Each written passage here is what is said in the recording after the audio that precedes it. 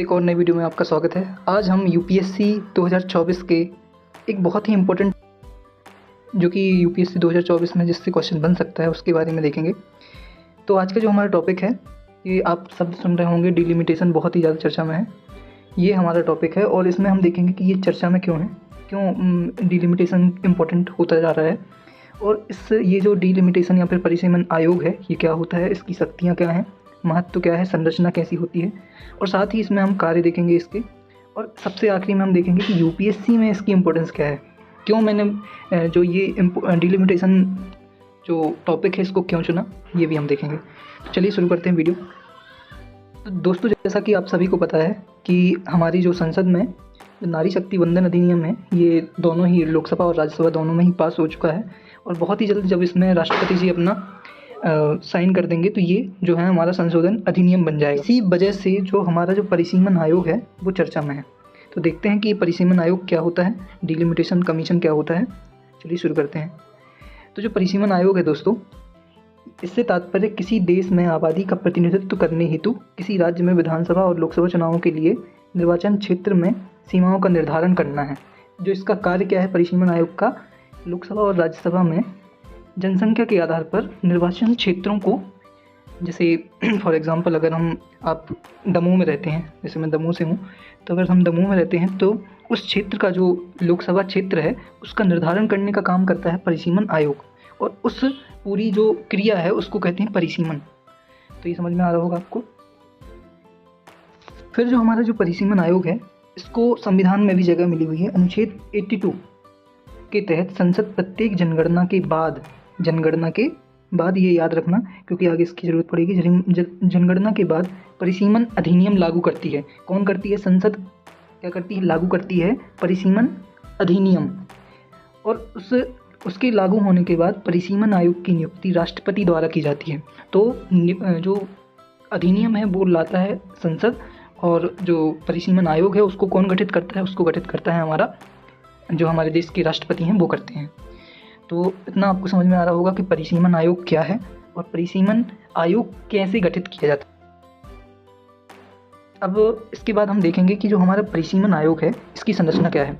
तो इसकी संरचना में जो है हमारे जो हमारे देश के सर्वोच्च न्यायालय के सेवानिवृत्त न्यायाधीश होते हैं वो इस परिसीमन आयोग के हिस्सा होते हैं, और मुख्य निर्वाचन आयुक्त जो अभी हैं वो होते हैं। और साथ ही जिस राज्य में परिसीमन करना है, फॉर एग्जांपल मध्य प्रदेश का परिसीमन करना है, तो जो यहाँ पे उसके जो सदस्य होंगे तो वो उस मध्य प्रदेश राज्य की निर्वाचन आयुक्त होंगे। तो ये हो गया हमारा। अब देखिए इसका महत्व क्या है। तो ये जो परिसीमन आयोग है ये क्या काम करता है? जो सभी निर्वाचन क्षेत्रों की जनसंख्या को समान करने के लिए निर्वाचन क्षेत्रों की संख्या और सीमा को निर्धारित करता है। कौन करता है? हमारा जो परिसीमन आयोग है ये निर्वाचन क्षेत्रों की संख्या को समान करके निर्वाचन क्षेत्रों की संख्या और सीमा निर्धारित करता है। ऐसे क्षेत्र जहां सापेक्षिक रूप से अनुसूचित जाति और अनुसूचित जनजाति की संख्या अधिक है उनके लिए आरक्षित करता है।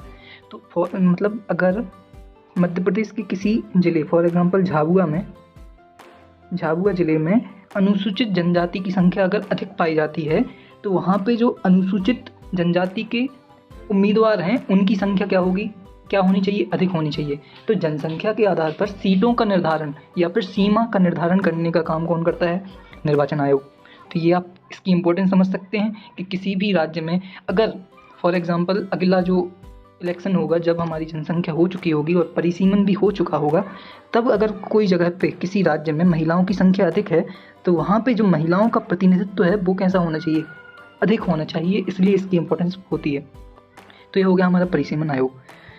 अब इसके बाद हम देखेंगे कि जो परिसीमन आयोग है कैसे काम करता है। ये देखिए फॉर एग्जांपल ये जो हमारा यूपी है, यहाँ पे लोकसभा सीटें कितनी हैं? 80 हैं।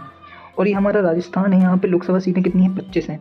जबकि आप सभी को पता होगा कि जो राजस्थान है इसका क्षेत्रफल अधिक है लेकिन सीटों की संख्या क्या है? कम है। यूपी का क्षेत्रफल कम है राजस्थान की तुलना में, लेकिन यहाँ सीटों की संख्या अधिक है। इसका रीज़न ये है कि यहाँ पे जो जनसंख्या है वो अधिक है। तो इसका निर्धारण, इन सीटों का निर्धारण कौन करता है? ये परिसीमन आयोग करता है। और ये परिसीमन आयोग हर बार जनगणना के बाद इसका गठन किया जाता है। तो ये देखिए इसकी शक्तियाँ क्या हैं, बहुत ही इंपॉर्टेंट है ये यूपीएससी में यहीं से क्वेश्चन पूछा हुआ है। ये देखिए, भारत में परिसीमन आयोग एक उच्च शक्ति निकाय है जिसके आदेश कानून की शक्ति रखते हैं और किसी भी अदालत के समक्ष उस पर सवाल नहीं उठाया जा सकता है। तो इसका जो शक्ति है ये है कि अगर ये कोई डिसीजन ले लेता है परिसीमन आयोग, तो उसको किसी भी अदालत में चुनौती नहीं दी जा सकती है। बहुत ही इम्पोर्टेंट बात।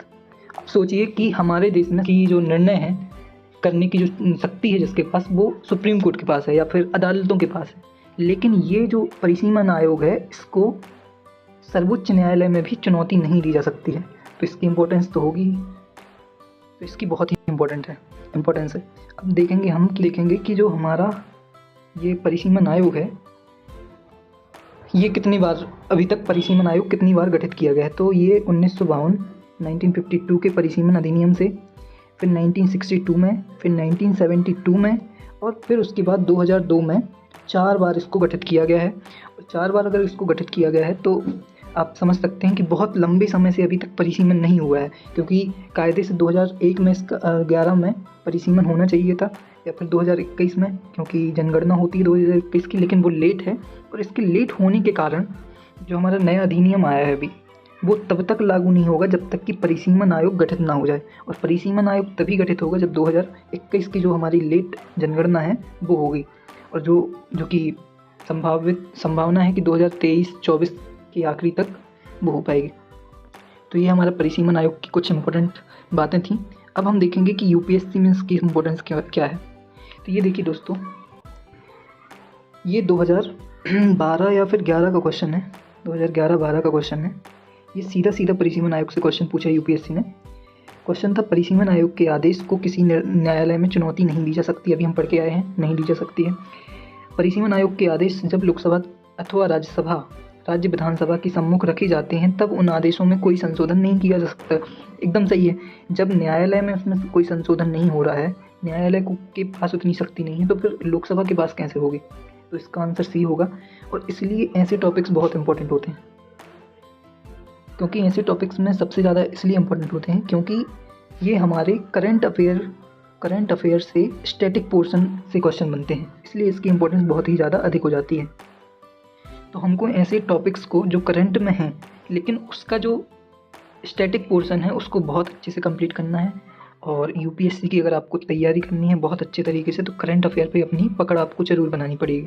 और साथ ही लक्ष्मीकांत है जैसी जो स्टैंडर्ड बुक्स हैं उनको पढ़ना बिल्कुल भी मत छोड़िए, क्योंकि वो बहुत ही आपके लिए जो बेस तैयार करने वाली साबित हो सकती है। जैसे संसद है हमारी, अभी बहुत ही ज़्यादा न्यूज़ में है। फिर हमारा डिलिमिटेशन है, बहुत ही ज़्यादा न्यूज़ में है। नई संसद भवन में आपने सेंगुल वर्ड यूज़ सुना होगा, सेंगुल देखा भी होगा, तो उसके बारे में आप न्यूज़ देखिए, वो है क्या, उसकी इम्पोर्टेंस क्या है, उसका महत्व क्या है, सांस्कृतिक रूप से उसका क्या महत्व है। फिर जो डिलिमिटेशन कैसे होता है, ये सब चीज़ों को अगर आप ध्यान से पढ़ेंगे तो आपका एग्ज़ाम बहुत अच्छे से क्लियर कर पाएंगे आप। और चलिए मिलते हैं अगले वीडियो में। पढ़ते रहिए, ध्यान रखिए अपना, और धन्यवाद। Thank you so much.